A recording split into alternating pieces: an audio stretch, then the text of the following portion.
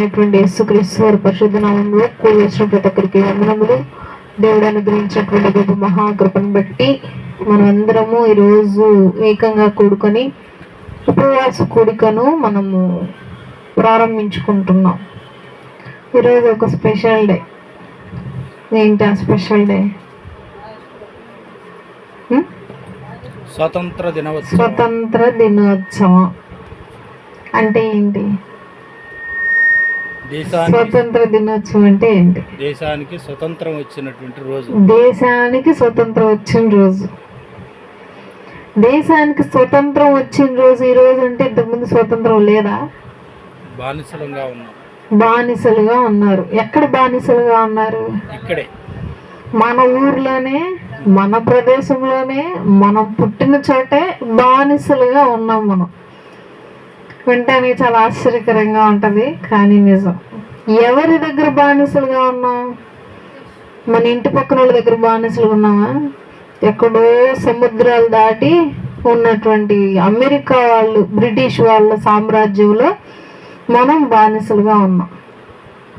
అయితే ఎక్కువగా క్రైస్తవ్యంలో నేను చూసినటువంటి ఒకటి ఏంటి అని అంటే, దేశం అన్నా, దేశం కొరకు పోరాడిన పౌరులన్నా గౌరవం ఉండదు.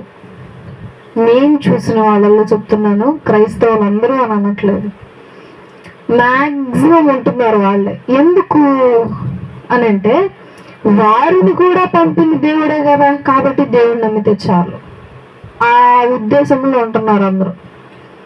దేశభక్తి లేదు క్రైస్తవుల్లో చాలా మందికి. నేను చాలా మందిని మాట్లాడినప్పుడల్లా నాకు ఇదే అనిపిస్తూ ఉంటుంది. క్రైస్తవులు ఆఖరికి వాళ్ళు వాక్యం కూడా చెప్పేవాళ్ళు. వాళ్ళకి ఏముండదంటే దేశభక్తి లేదు. ఓ ఈయన ఈ ఫ్రీడమ్ ఫైటరా, ఓ అయితే నువ్వు ఆ తోవకు చెందిందానివా, క్రైస్తవత్వానికి తోవకు చెందిందాని కాదు నువ్వు.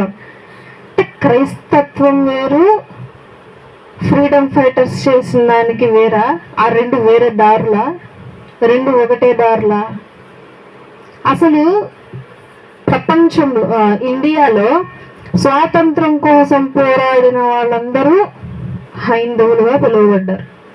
వాళ్ళల్లో క్రైస్తవులు ఉన్నారా? అసలు క్రైస్తవులు స్వాతంత్రం కోసం పోరాడారా?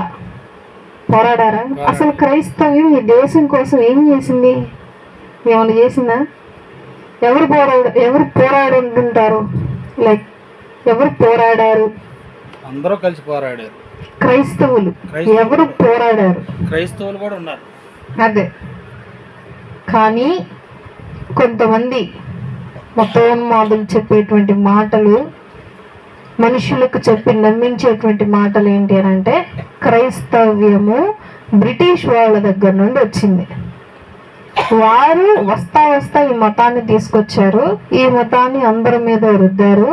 బ్రిటిష్ వారే మనల్ని ఈ విధంగా బానిసత్వంలో పెట్టారు.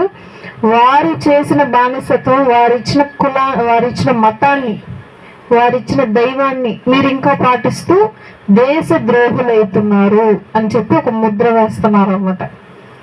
అది కొంతమందికి తెలియక నిజమేనేమో అని నమ్మేటువంటి వారు కూడా ఉన్నారు. అసలు నిజంగా క్రైస్తవులు స్వాతంత్రం కోసం పోరాడిన వాళ్ళు ఉన్నారా అంటే ఉన్నారు. ఎవరున్నారు? బ్రిటిష్ వాళ్ళు కూడా ఉన్నారు. బ్రిటిష్ వాళ్ళు కూడా భారతీయుల పక్షాన ఉండి పోరాడిన వాళ్ళు అనేక మంది. అసలు వాళ్ళు ఎవరు, వాళ్ళు ఏం చేశారు దేశానికి, అదంతా మనం రేపు చెప్పుకుందాం. ఎందుకు అనంటే, రేపైతే అందరూ వస్తారు, అందరికీ అర్థవంతంగా అర్థమవటానికి, తెలుసుకోవటానికి బాగుంటుంది.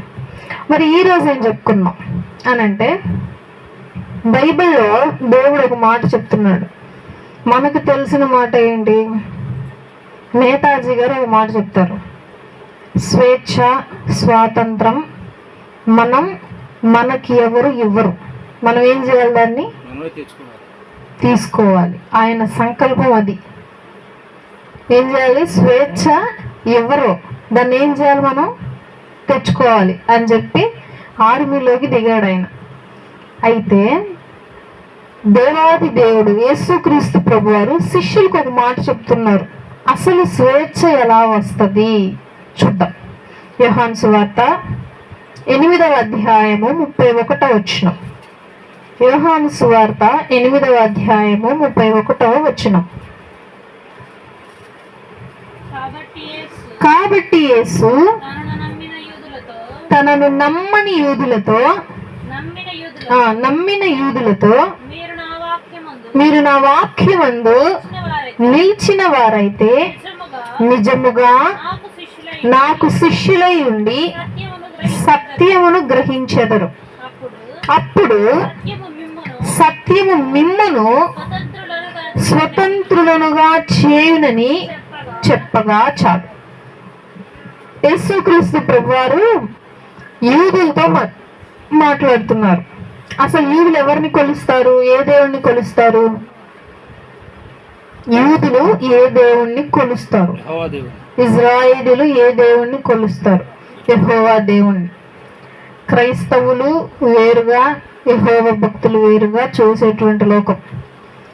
అయితే యెహోవా దేవుణ్ణి పూజించేటువంటి వీరు యేసుక్రీస్తు ప్రభువారు సమాజ మందిరంలో నుంచి వాక్యం చెప్తూ ఉంటే కొంతమంది యూదులు మారారు. ధర్మశాస్త్రం చెప్పినట్టుగా ఇదిగో కన్యక గర్భవతి కుమారుని కానీ ఈ కుమారుడే వచ్చి వాక్యం చెప్తున్నాడు. నమ్మిన వాళ్ళు, ఆయన వెంబడించిన యూదులు ఉన్నారు. వాళ్ళతో కూర్చొని మాట్లాడుతున్నాడు దేవుడు. ఏమని? మీరు ఏమంటున్నాడు? మళ్ళీ చూద్దాం వచ్చిన 31. కాబట్టి యేసు తనను నమ్మిన యూదులతో మీరు నా వాక్యమందు నిలిచిన వారైతే నిజముగా నాకు శిష్యులై ఉండి సత్యమును గ్రహించెదరు. చాలు. అంటే వాళ్ళకి నిజం తెలీదా? నిజం తెలియకపోతే యేసుక్రీస్తు ప్రభువారిని ఎందుకు నమ్మారు? అసలు ఏ ఉద్దేశంతో నమ్మారు యేసుక్రీస్తు ప్రభువారిని? నాకు ఈ మాట గుర్తు రాగానే క్రైస్తవులు గుర్తొచ్చారు. ఎందుకు గుర్తొచ్చారు అనంటే, అసలు క్రైస్తవులకు సహజంగా కొంతమందికి సత్యం అంటే ఏంటో తెలియదు. కానీ యేసుక్రీస్తు ప్రభువారిని నమ్మారు. ఈ యూదులు కూడా వారికి ఏం తెలియదంట? సత్యం తెలియదు. సత్యం అంటే ఏంటి? అసలు సత్యం అంటే ఏంటి? నిజం తెలియదంట వాళ్ళకి. ఏం నిజం అసలు? ఇంతకీ యూదులకి నిజం తెలియకుండా యేసుక్రీస్తు ప్రభువారిని నమ్మారు. తర్వాత చూద్దాం. అప్పుడు ఆ సత్యము మిమ్మును స్వతంత్రులనుగా చేయును. చాలు. ఫస్ట్ మీరేం చేయాలి? శిష్యులుగా నాకుండాలి. తర్వాత మీరు సత్యాన్ని తెలుసుకుంటారు ఆటోమేటిక్గా. ఏం చేస్తే? శిష్యరికం చేస్తే. శిష్యరికం చేశాక మీరు సత్యాన్ని, ఒక నిజాన్ని తెలుసుకుంటారు. ఎందుకు? నాకు దగ్గరగా ఉంటారు కాబట్టి. ఆ నిజం మీకు అర్థమైపోయింది అనుకో, తెలిసిందనుకో, మీరేమైపోతారు? ఆటోమేటిక్గా స్వతంత్రులు అవుతారు. నేనేం చెయ్యక్కర్లేదు మిమ్మల్ని స్వతంత్రులుగా. అసలు ఏంటా నిజం? కిందకొద్దాం. వారు మేము అబ్రహాము సంతానము, మేము ఎన్నడూను ఎవనికి దాసులై ఉండలేదు, మీరు స్వతంత్రులుగా చేయబడుదురని ఏల చెప్పుచున్నావు అని ఆయనతో అనేది. చాలు. యూదులు ఏమంటున్నారు యేసుక్రీస్తు ప్రభువారితో? మమ్మల్ని ఏంటి నువ్వు స్వతంత్రులుగా చేస్తా అంటున్నావు అంటే అర్థం ఏంటి? మిమ్మల్ని స్వతంత్రులుగా చేస్తున్నానంటే అర్థం ఏంటి? మీరు ఎక్కడున్నట్టు? బానిసత్వంలో ఉన్నట్టు. కానీ వీళ్ళు ఏమన్నారు? ఏంటి మమ్మల్ని స్వతంత్రులుగా చేసేది నువ్వు? మేము ఎవరి సంతానం? అబ్రహాం సంతానం. మమ్మల్ని ఎవడన్నా బంధించగలడా? మాతో ఎవడన్నా పెట్టుకోగలడా? పెట్టుకొని నిలవగలడా? మాటలు చేశారా? కానీ బానిసత్వం ఫస్ట్ ఎక్కడ ఉన్నారు వీళ్ళు? ఐగుప్తు దేశంలో బానిసత్వం అనుభవించారు, రోమా దేశంలో బానిసత్వం అనుభవించారు, యెరూషలేములోనే సొంత ప్రదేశంలోనే సొంత ఇంట్లో కూడా బానిసత్వం అనుభవించారు వాళ్ళు. మళ్ళీ ఇప్పుడు ఏమంటున్నారు? మాకు బానిసత్వమా? మేమెక్కడ స్వతంత్రులం? అయితే మేము స్వతంత్రంలో, మమ్మల్ని ఎవరు బానిసలుగా చెయ్యలేరు. ఎందుకు? మేమెవరు? అబ్రహాము సంతానం. నువ్వేంది అట్లా అంటున్నావు అని అన్నారు. దానికి యేసుక్రీస్తు ప్రభువారు ఏమంటున్నారు? అందుకు యేసు పాపము చేయు ప్రతి వాడును పాపమునకు దాసుడని మీతో నిశ్చయముగా చెప్పుచున్నాను. చాలు. ఇక్కడ ఈ దేని గురించి అంటున్నాడు దేవుడు? ఆత్మీయపరమైన దాని గురించి అంటున్నారు. యూదులకి ఏమర్థమైంది? శారీరక పరమైనది అర్థమైంది. ఇప్పుడు బానిసత్వం అంటే ఏం చేస్తారు? మన ఆత్మను బంధించగలరా? మన శరీరాన్ని బంధించగలరు, జైల్లో వేసి హింసించగలరు, కొట్టగలరు, చంపగలరు. కానీ దేవుడు దేని గురించి మాట్లాడుతున్నాడు? ఆత్మ గురించి మాట్లాడుతున్నాడు. ఈ ఆత్మని ఎవరు బంధించలేరు. అంతేనా? ఆత్మ ఎటువంటిది? ఆత్మ ఎలా ఉంటుంది చెప్పండి? ఘన పదార్థమా? ఆత్మ వాయు పదార్థం. వాయు పదార్థాన్ని ఎవరైనా బంధించగలరా? మనం సపోజ్ ఎగ్జాంపుల్గా వాటర్ బాటిల్ ఖాళీ, దానిలో నీటి చుక్క లేకుండా వాటర్ బాటిల్ మూత వేసినా దానిలో ఏముంటుంది? గాలి ఉంటూనే ఉంటుంది. ప్రతి ప్రదేశంలో ఎంత చిన్న సందున్నా సరే గాలి ఉంటుంది. అయితే ఇక్కడ ఏమంటున్నారు? ఆత్మను బానిసలుగా చేసేసారంట. అయితే ఆ ఆత్మను విడిపించే సత్యం నా దగ్గర ఉంది అని అంటున్నాడు. ఇంతకీ ఆత్మను ఎవరు బంధించారు? యేసుక్రీస్తు ప్రభువుని విడిపిస్తాను అంటున్నాడు. ఇంతకీ ఆత్మను బంధించింది ఎవరు? అపవాది. అపవాది మనము కూడా కలిసి తన ఇల్లు అయినటువంటి నరకంలోకి వెళ్ళాలని చెప్పి అపవాది ఏం చేస్తున్నాడు? మనల్ని కూడా పడుతున్నాడు. వలేసి చేపలు పడుతున్నట్టుగా ఒక్కో చేపను పడుతున్నాడు అనమాట. అయితే అపవాది వైపు మీరు వెళ్లకుండా మీ ఆత్మ నేనేం చేస్తా? స్వతంత్రులుగా చేస్తా, మిమ్మల్ని విడిపిస్తా, మీ సంఖ్యలు తీసేస్తా, మీకున్నటువంటి ఆ బోను, ఆ తాళం మొత్తం తీసేస్తా. అయితే మీకేం తెలియాలి? ఫస్ట్ తాళం ఎక్కడుందో తెలియాలి. అంతేనా? తాళం ఎక్కడుందో తెలియాలి. స్వతంత్ర పోరాటం చేసినప్పుడు ఫ్రీడమ్ ఫైటర్స్ అందరూ ఒకే రకమైన దారిలో వెళ్ళలేదు. వారి జ్ఞానం చెప్పిన పోరాటం మొదలుపెట్టారు. అసలు పోరాటం అంటే ఏంటో తెలుసా? మొట్టమొదటి పోరాటం ఫ్రీడమ్ ఫైటర్స్ చేసిన పోరాటం జనాల్లో తెలివిని, జ్ఞానం తీసుకురావటం. తెలుసా మీకు ఆ విషయం? జనాల్లో అప్పట్లో మన వాళ్ళు ఎట్లా ఉండేవాళ్ళు అని అంటే గొర్రెలాగా ఉండేవాళ్ళు. ఏది చెప్పినా ఓకే, ఏది చెప్పినా అది ఒక సామెత ఉంటుంది. తామర ఆకులో ఎలా నీటి బొట్టు ఉన్నట్టు ఉండేవాళ్ళు మన వాళ్ళు అప్పట్లో. తర్వాత అంబేద్కర్ గారు తర్వాత మొత్తాన్ని జ్ఞానం, తెలివి తెప్పించి ఆలోచించే తత్వాన్ని తీసుకొచ్చారు. అప్పట్లో ఏ చెప్తే అది నమ్మేసి ఓకే ఇది చెయ్యాలి, చేయకూడదు, ఇక అంతే. దాన్ని ప్రశ్నించేవారు కాదు, దాని వెనుకున్న అర్థాలు తెలిసేవి కాదు. అలా అప్పట్లో ఫ్రీడమ్ ఫైటర్స్ జనాల్ని కూర్చోబెట్టి ఇలా మనల్ని బానిసలుగా చేస్తున్నారు. మన దేశం, మన ప్రాంతం, మన పంట ఇదంతా మనది, మనం తినాలి, పొరుగువాడు వచ్చి తింటున్నాడు, అలా తెచ్చుకోకూడదు, అలా చేయకూడదు అని చెప్పి వాళ్ళకి ఫస్ట్ చెప్పటమే ఒక పోరాటం, మనుషులకు అర్థమయ్యేలాగా చెప్పటం. ఆ తర్వాత పోరాటం బ్రిటిష్ వాళ్ళతో చేయటం. అయితే యేసుక్రీస్తు ప్రభువారు ఇక్కడేమంటున్నారు అని అంటే ఆ తాళం ఫస్ట్ ఎక్కడ ఉంది? ఫ్రీడమ్ ఫైటర్స్ మనుషుల దగ్గరే ఉంది. మనుషులు తిరగబడితే ఏ ప్రభుత్వాలైనా కూలిపోతాయి. అదే విధంగా చేశారు. ఇంకొంతమంది రైటర్స్, కవితలు రాసేవాళ్ళు, బుక్స్ రాసేవాళ్ళు, వాళ్ళకు కూడా వాళ్ళకు తెలిసిన జ్ఞానంతో ఇదిగో మనం ఇలా బానిసత్వంలో ఉన్నాం అని చెప్పి వాళ్ళు రాయటము. అవి చదివినటువంటి మనుషులకు జ్ఞానం వచ్చి వాళ్ళు కూడా పోరాటంలో ముందుకెళ్తాం.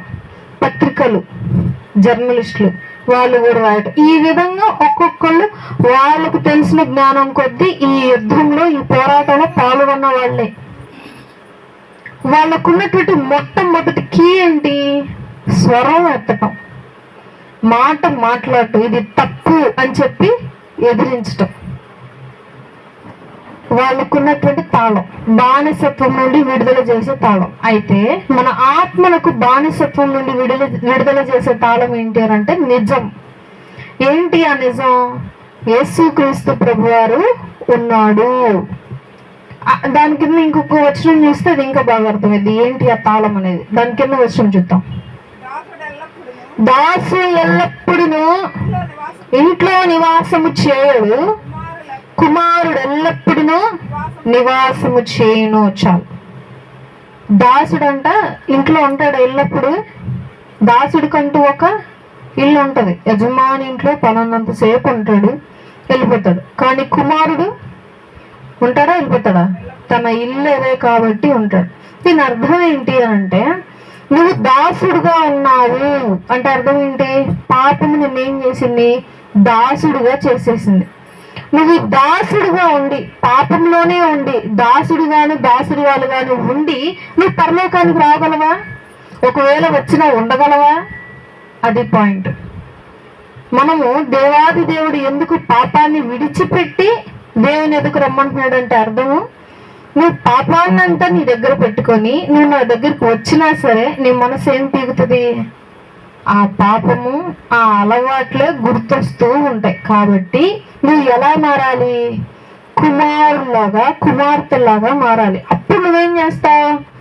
ఇది నా ఇల్లు అని చెప్పి నువ్వు ఇంకెక్కడికి వెళ్ళవు. అదే నువ్వు దాసుడుగాను దాసురాలుగాను ఉంటే నువ్వేం చేస్తావు? కొన్ని రోజులే నాతో ఉండి మరలా నువ్వు ఆ మట్టి కోపంలోనికి, ఆ పాపంలోనికే వెళ్ళిపోతావు. అదే దేవుడు చెప్తున్నాడు. స్వాతంత్రము అంటే అర్థం ఏంటి అని అంటే సత్యాన్ని తెలుసుకోవటం. మరి ఆ సత్యం ఎవరు? నేనే సత్యము, నేనే జీవము, నేనే మార్గము, అన్నీ ఆయనేనంట. ఆ మాట ఎవరు చెప్పలేదు కూడా ఇప్పటిదాకా. దాని కింద ఇంకో వచ్చిన చూద్దాం. స్వతంత్రులుగా చేసిన ఎడల మీరు నిజముగా స్వతంత్రులయుందురు. మీరు అబ్రహాము సంతానమని నాకు తెలియను, అయినను మీలో నా వాక్యమునకు చోటు లేదు గనుక నన్ను చంప వెదుకుచున్నారు. నేను నా తండ్రి యొద్ద చూచిన సంగతులే బోధించుచున్నాను. చాలు. ఆయన వాక్యము వారి మనసులో లేక వాళ్ళు ఏం చేస్తున్నారంట? ఆయన్ని ఏం చేయాలని చూస్తున్నారు? చంపాలని చూస్తున్నారంట. అదే మనకు కూడా వర్తిస్తుంది. యూదులు ఏమంటున్నారు స్టార్టింగ్ నుండి? అయ్యా, మీరు ఇక్కడ నుండి అయినా నా దగ్గర ఉన్న సత్యాన్ని తెలుసుకోండి. సత్యాన్ని తెలుసుకుంటే మీరు స్వతంత్రులుగా మారుతారు. యూదులు ఏం చేశారు? స్వతంత్రులా? మేమెవరు? ఆశీర్వదింపబడిన జనం, ఆశీర్వాదానికి కారణభూతుడైన అబ్రహాము గారి సంతానం మేము. నువ్వేంటి మమ్మల్ని ఏమంటున్నా? బానిసలు అంటావేంది? మేము ఎక్కడ బానిసత్వం అనుభవించలా. ఇజ్రాయేలీలందరూ ప్రపంచం అంతా చల్లా చెదురైపోయి ఉన్నారు. ఇప్పుడు వాళ్ళ నొక్క రోజు ఇప్పుడు మెల్లగా వాళ్ళ ప్రదేశాలకు వెళ్తున్నారు, వాళ్ళ ఇంటికి. ఎందుకు? వాళ్ళ ఊరిని అన్యులు వచ్చి ఆక్రమించుకుంటే వాళ్ళందరూ చల్లా చెదురైపోయారు. వారి బానిసత్వం అనుకుంటే పారిపోయారు. ఇప్పుడు వారి దేశం వారి చేతుల్లోనే ఉంది కాబట్టి ఇప్పుడు వారి ఇళ్ళకి వెళ్ళిపోతున్నారు. మేము బానిసత్వం ఎక్కడ అనుభవించలేదు అంటున్నారు వాళ్ళు. అప్పుడు యేసుక్రీస్తు ప్రభువు అంటున్నారు, నేనేమంటున్నా? మీరు అబ్రహాము సంతానమే, నేను కాదనట్లేదు. నేనేమంటున్నాను? మీరు దేనికి దాసులై ఉన్నారు అనంటే పాపానికి దాసులై ఉన్నారు. శారీరకమైంది కాదు కానీ ఆత్మ. శారీరకంగా నిన్ను తీసుకువెళ్ళి జైల్లో వేస్తే మహా అయితే చంపేస్తారు, లేకపోతే కొన్ని రోజులు హింసించి వదిలేస్తారు. ఇబ్బంది లేదు. ఎందుకు? ఎప్పటికైనా ఇది చనిపోయేటువంటి శరీరమే, క్షయమైనటువంటి శరీరమే. కానీ ఆత్మ గనక బంధింపబడితే యుగ యుగాలు అగ్నిలో కాలటమే. అదే భయంకరమైనది. కాబట్టి ఆ ఆత్మను విడిపించగల సత్యం నా దగ్గర ఉంది. నువ్వేం చేయాలి? నా వాక్యాన్ని నీ మనసులో పెట్టుకోవాలి.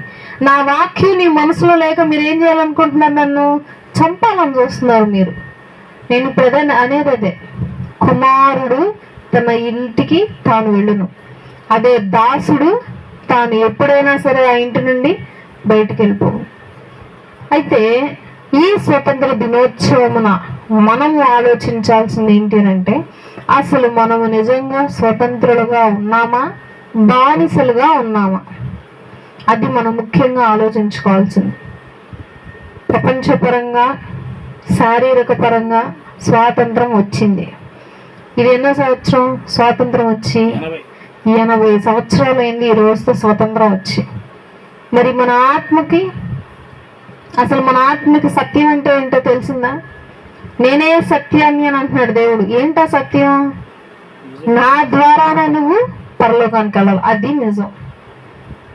నువ్వు చనిపోతే మరలా నేనే బ్రతికిస్తా, అది నిజం.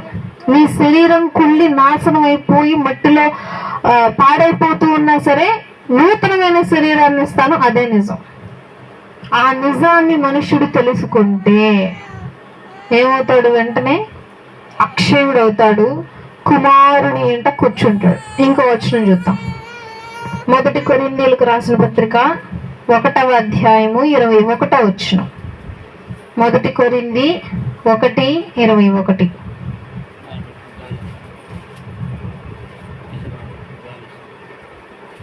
దేవుని జ్ఞానానుసారముగా లోకము తన జ్ఞానము చేత దేవునిని ఎరుగుకుండినందున సువార్త ప్రకటన వెర్రితనము చేత నమ్మువారిని రక్షించుట దేవుని దయాపూర్వక సంకల్పమాయను.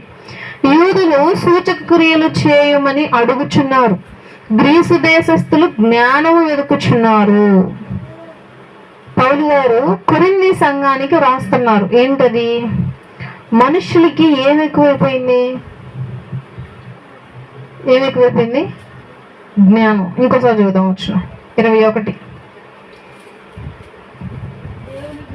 దేవుని జ్ఞానానుసారముగా లోకము తన జ్ఞానము చేత దేవునిని ఎరుగకుండినందున సువార్త ప్రకటన అను వెర్రితనము చేత నమ్మువారిని రక్షించుట దేవుని దయాపూర్వక సంకల్పమాయను.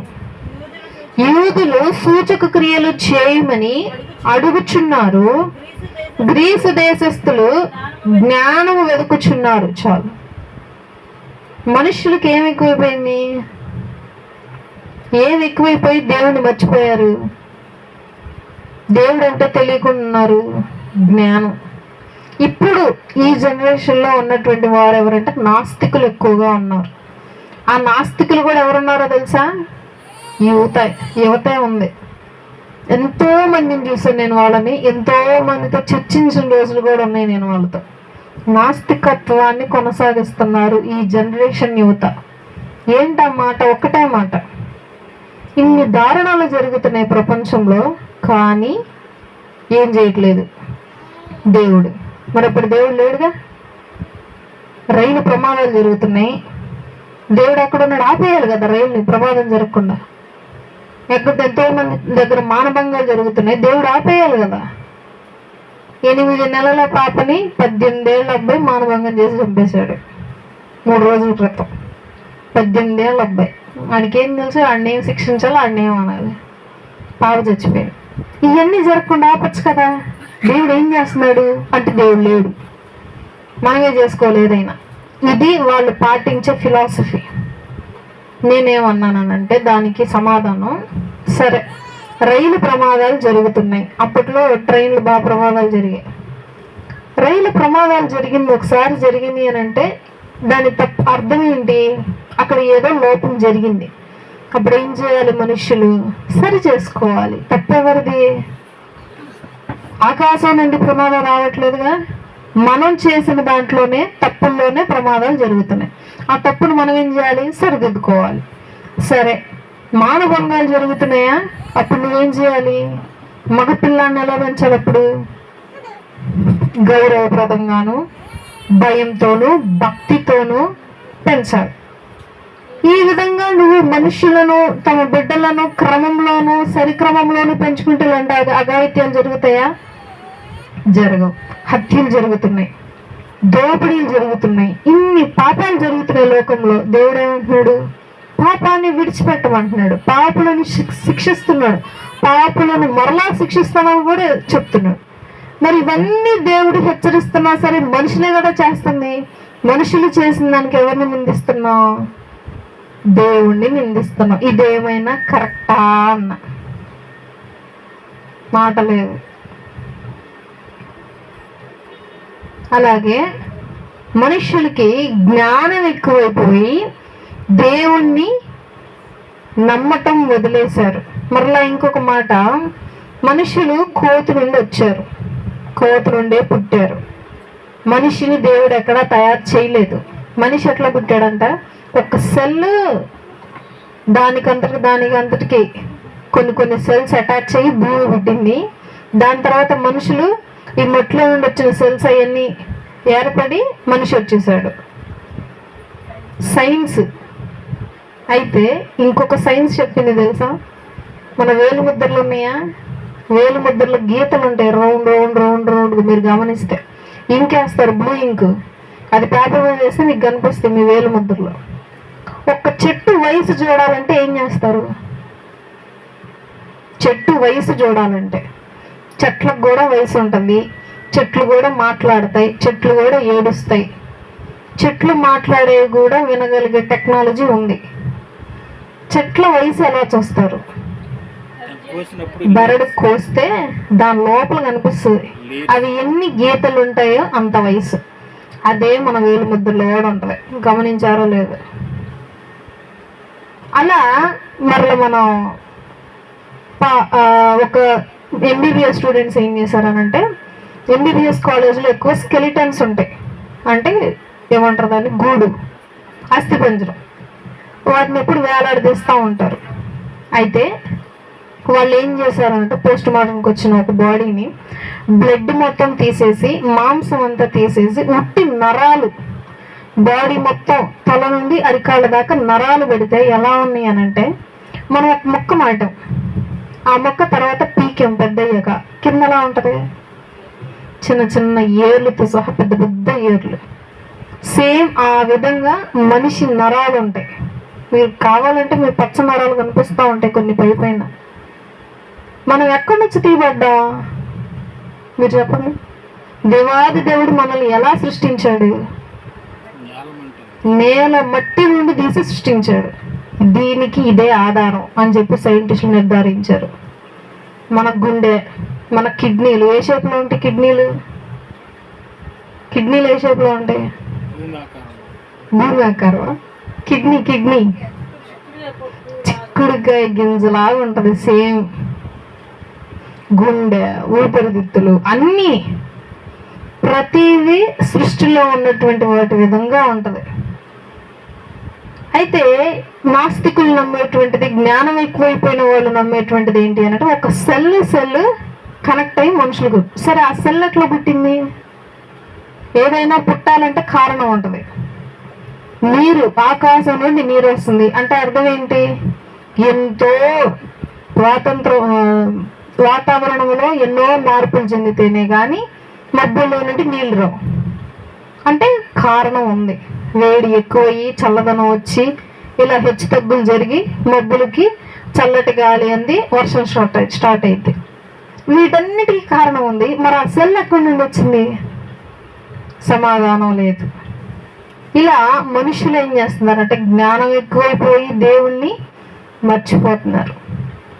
అయితే దేవుడు నేను దేవుణ్ణి అని చెప్పుకోవటం మొదలు పెట్టాడు. ఇక ఎవరి ద్వారా, యాజకుల ద్వారా, సువార్థికుల ద్వారా, పాస్టర్ల ద్వారా ఏం చేస్తున్నాడు, ఆయనే దేవుడు, ఆయనే రక్షకుడు, ఆయనే నిజమైన వాడు, ఆయన ద్వారానే పరలోకానికి వెళ్తాం అని చెప్పి, ఆయన ద్వారానే స్వతంత్రం అవుతాము అని చెప్పి ఆయన గురించి ఆయన చెప్పుకోవటం మొదలు పెట్టాడు. కొంతమంది యూదులు ఏం చేస్తున్నారు, మాకు సూచక క్రియలు కావాలి. ఏం కావాలి వాళ్ళకి, సూచక క్రియలు కావాలంట. కొంతమంది జ్ఞానాన్ని వెతుకుతున్నారు. స్వతంత్రులుగా అవ్వాలి అని అంటే మనం ముఖ్యంగా ఏం తెలుసుకోవాలి అని అంటే సత్యాన్ని తెలుసుకోవాలి. ఏంటా సత్యం, నేనే మార్గము, నేనే సత్యము, నేనే జీవము. ఇదే సత్యం అంటే. సత్యం అంటే ఇదే, ఆయనే మార్గం. ప్రపంచంలో నేను ఎటు వెళ్ళాలి, ప్రపంచంలో నేను ఏ దారిలో వెళ్ళాలి, క్రీస్తు చూపిన మార్గంలో వెళ్ళాలి. అసలు ప్రపంచంలో ఏది నిజం, ఏది అబద్ధం, దేవుడు చెప్పింది నిజం. నేనే మార్గము, నేనే సత్యము, నేనే జీవము. చనిపోయినాక బ్రతుకుందా, ఉంది. ఎవరు చెప్పారు, క్రీస్తు చెప్పాడు. ఎవరి ద్వారా జీవం, దేవుని ద్వారా జీవం. ప్రపంచంలో ఈ 3 విషయాలు తెలిస్తే ఇక మనిషికి అంతం అనేది ఉండదు. ఆ ఆత్మకి అంతం అవదు, పరలోకానికి డైరెక్ట్గా చేర్చబడుతుంది. దేవాది దేవుడు మనలను కొన్ని బంధకాల నుండి విడిపిస్తా అంటున్నాడు. ఒక 2-3 బంధకాలు చూద్దాం. మొదటిది చూద్దాం. హెబ్రీకి రాసిన పత్రిక 2వ అధ్యాయము 15వ వచనం. హెబ్రీలకు రాసిన పత్రిక 2వ అధ్యాయము 15వ వచనం.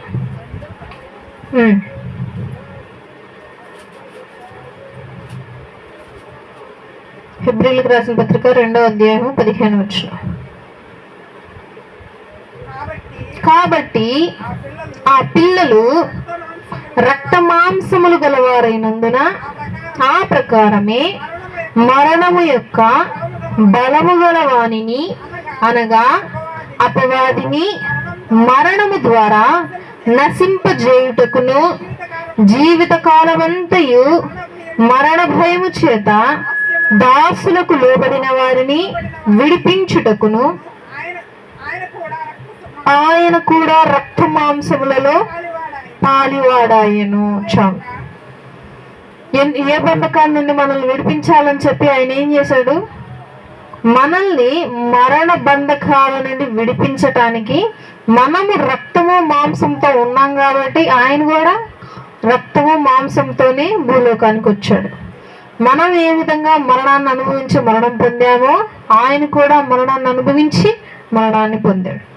ఇక్కడ ఇంకో విషయం మనం తెలుసుకోవాల్సింది ఏంటి అని అంటే, మనుష్యుడు తిరిగి లేవలేడు. అయితే దేవాది దేవుడు అయినటువంటి నేను మరణాన్ని జయించి చూపిస్తా. చూడండి, యేసుక్రీస్తు ప్రభువారి జీవితం అంతా అదే, మాదిరికరమైన జీవితం. నేను బ్రతికినట్టుగా మీరు బ్రతికితే మీరేమైపోతారు? డైరెక్ట్గా పరలోకానికి వెళ్ళిపోతారు. ఆయన మరణాన్ని జయించాడు, తిరిగి లేచాడు 3వ రోజు. మీరు కూడా లేగగలరు అని చూపిస్తున్నాడు మనకి. మనిషి ఏమనుకుంటాడు? మరణం తర్వాత ఇంకేం ఉండదు. కానీ దేవుడు ఏమంటున్నాడు? మరణం తర్వాతే అసలైన జీవితం. ఇదన్నాళ్ళు ఉండిద్ది. ఉంటే 24 ఏళ్ళ, లేకపోతే 30 ఏళ్ళు, లేకపోతే 70 ఏళ్ళు, ఆ మహా అయితే 100 ఏళ్ళు. ఇంక తర్వాత లేదు. అసలైన జీవితం మరణం తర్వాతే ఉందని చెప్పి దేవాది దేవుడు మాత్రమే చెప్తున్నారు. మరణం నుండి విడిపించగల వాడిని నేనే, మరణపు ముళ్ళును విరిచి లేచిన వాడను నేనే. కాబట్టి నిన్ను కూడా నేనేం చేయగలను? మరణాన్ని జయించి మరలా తిరిగి లేపగలను. ఇంకోటి చూద్దాం. గలతీయులకు రాసిన పత్రిక 5:13. గలతీ 5:13.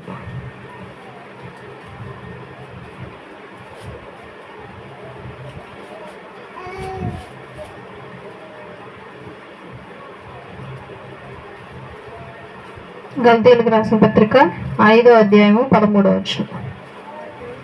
పేజ్ నెంబర్ 171 చివర్లో. Page number 171. గలతీ 5:13.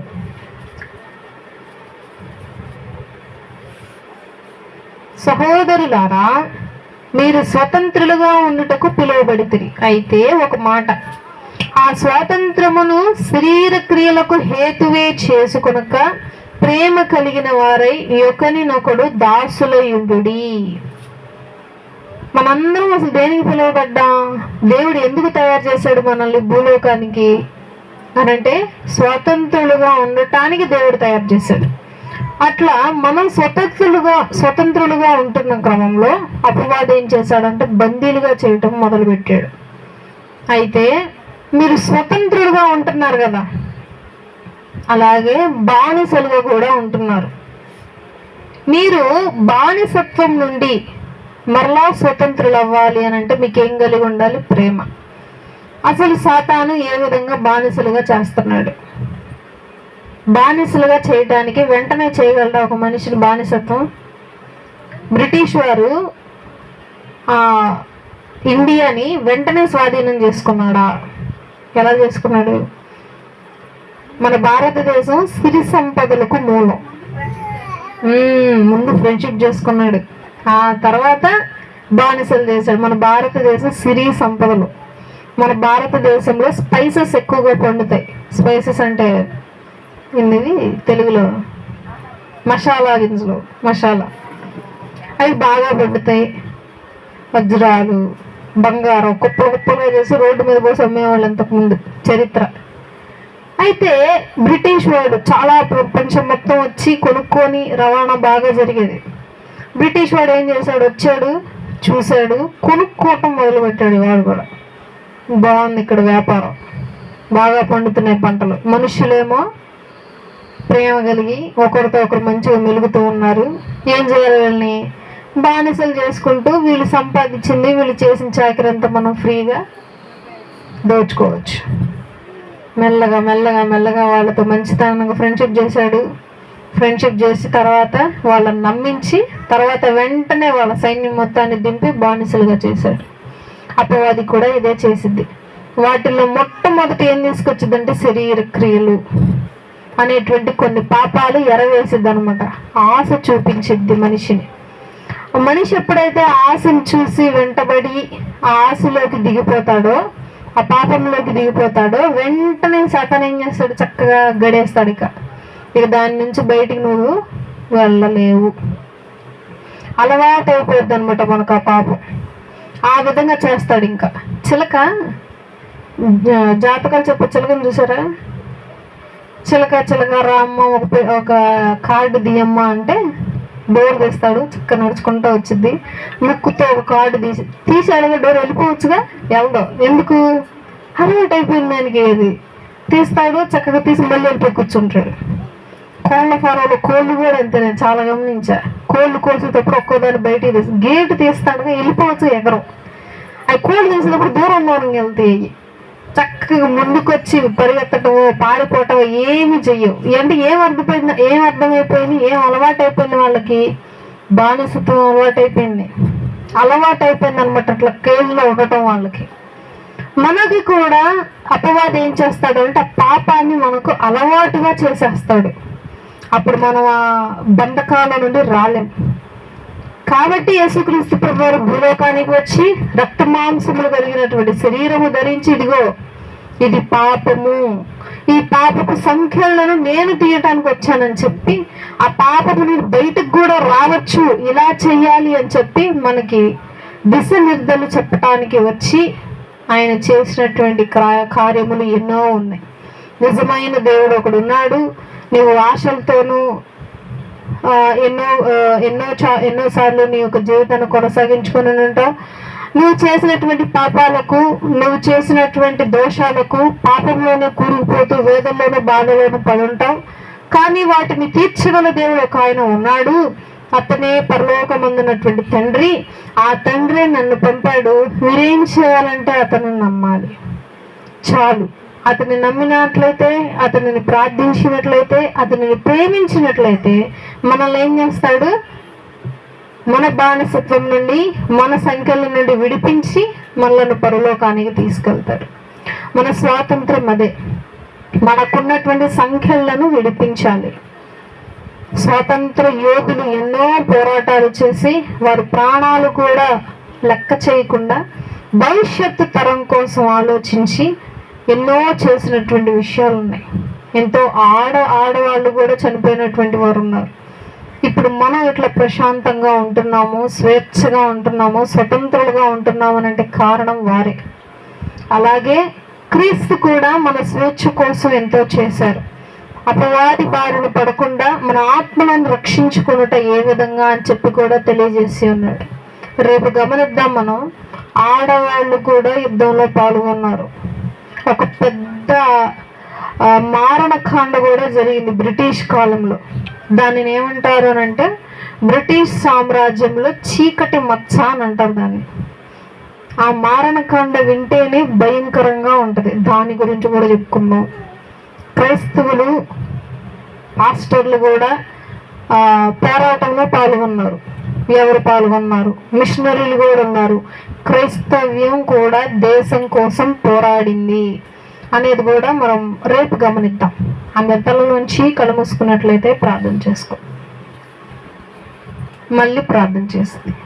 తోను మానవ కోటి సమూహములతో బోడపరిచినటువంటి తండ్రి, నీకు వందనములు, స్తుతులు, స్తోత్రములు తండ్రి ప్రభు. ఎంతో మంది రంచులకు నశించుకోవచ్చుగా వీరు మమ్మల్ని లాగు చేయకుండా ఇప్పటికీ సజీవులకు లభించిన విధాన్ని బట్టి మీకు స్తుతులు, స్తోత్రం. నాయన మేమందరం ఏకంగా సమకూడిన ప్రభువ స్వతంత్ర దినోత్సవమును నా తండ్రి ప్రభు మేము తెలుసుకుంటూ ఉన్నాము నాయన. అయా నా తండ్రి, మేము ఈ రోజుతో నా తండ్రి ప్రభు 80 సంవత్సరాలు అయిన తండ్రి ప్రభు స్వతంత్రులుగా అయ్యిన తండ్రి. కానీ ప్రభు పాపంలోని ఇంకా బానిసలుగానే ఉండి ఉన్నాం నాయన. అయా నా తండ్రి, నేను చెప్పి ఉన్నావు యూదులకు నా తండ్రి, సత్యము తెలుసుకొనిడి, నాకు శిష్యులయ్యండి, నిజమైన వాక్యమును ఎరుగుడి అని తెలియజేసి ఉన్నావు. అటు వాక్యమును మేము గ్రహించి నాయన ఆ యొక్క బానిసత్వం నుండి, సంఖ్యల నుండి, అపవాది బంధించినటువంటి తండ్రి బంధకాల నుండి మమ్ములను విడిపించుకొని ఆయన నీ యొక్క సత్యాన్ని తెలుసుకొని నీ యొక్క మార్గంలో నడుచుటకు మాకు సహాయం చేయండి. కుమారుడు తన ఇంట ఉండును, దాసుడు ఇంటిని వదిలి ఎప్పుడైనా వెళ్ళిపోవును అని తెలియజేసి ఉన్నాం. మేము అట్టి వారిగా ఉండకుండా నాయన, దేనికి దాసులుగా మేము ఉండకుండా ప్రభా నీకు కుమారుడుగాను కుమార్తెలుగాను ఉండే కృపను అనుగ్రహించండి. మమ్మల్ని మార్చుకునేటువంటి శక్తిని, బలమును అనుగ్రహించండి. సదాలను ఎదిరించే జ్ఞానమును అనుగ్రహించండి. పోరాడేటువంటి శక్తిని అనుగ్రహించండి నా తండ్రి. నీకే స్తోత్రాలు ప్రభా.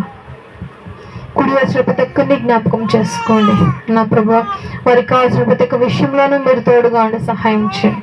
వారికి కావాల్సిన ప్రతిదీ అనుగ్రహించండి. ఆహార విషయంలో, ఆరోగ్య విషయంలో, చేసే పనుల విషయంలో, జరగాల్సినటువంటి పనుల విషయంలో, వారు ఏం కోరుకున్నారో ఆ విషయాల్లో మీరు తోడుగా ఉండండి నా తండ్రి. సంఘాన్ని దీవించండి, అభివృద్ధిపరచండి. రేపు జరిగేటువంటి సంఘ కార్యక్రమాల్లో తోడుగా ఉండండి తండ్రి. సండే స్కూల్ పరిచర్యలో మీరు తోడుగా ఉండండి. రాకపోకలను, ఆహార విషయంలోను, ఆరోగ్య విషయంలోను, వాతావరణ విషయంలో మీరు తోడుగా ఉండండి ఆయన. నీకే స్తుతులు స్తోత్రాలు చెల్లించుకుంటున్నాం. ఈ యొక్క కూడిక ఆదరణి అంతవరకు నా తండ్రి ప్రభు నీవే అధ్యక్షత వహించి నా తండ్రి ప్రభు ఘనంగానే జరిగించారు. వందనాలు. ఈ యొక్క మాటలు నా తండ్రి ప్రతి ఒక్కరి హృదయంలో భద్రపరచండి. ప్రతి ఒక్కరికి తండ్రి ప్రభు వారి యొక్క హృదయంలో ఇది వ్రాసిన ఆయన వారు దినదినము ఈ యొక్క వాక్యంలో నెమరు వేసుకునే కృపను అనుగ్రహించమని యేసుని పెట్టడి వీడి కొంచెం ప్రార్థిస్తున్నాం తండ్రి. ఆమేన్. ప్రభు అయిన యేసు కుమారుడైన యేసుక్రీస్తు ప్రభువారి కృపయు పరిశుద్ధాత్మ అన్యోన్య సహవాసము మనందరికీ ఎల్లప్పుడూ తోడైండి నడిపించుగాక. ఆమేన్. అందరికీ వందనాలు.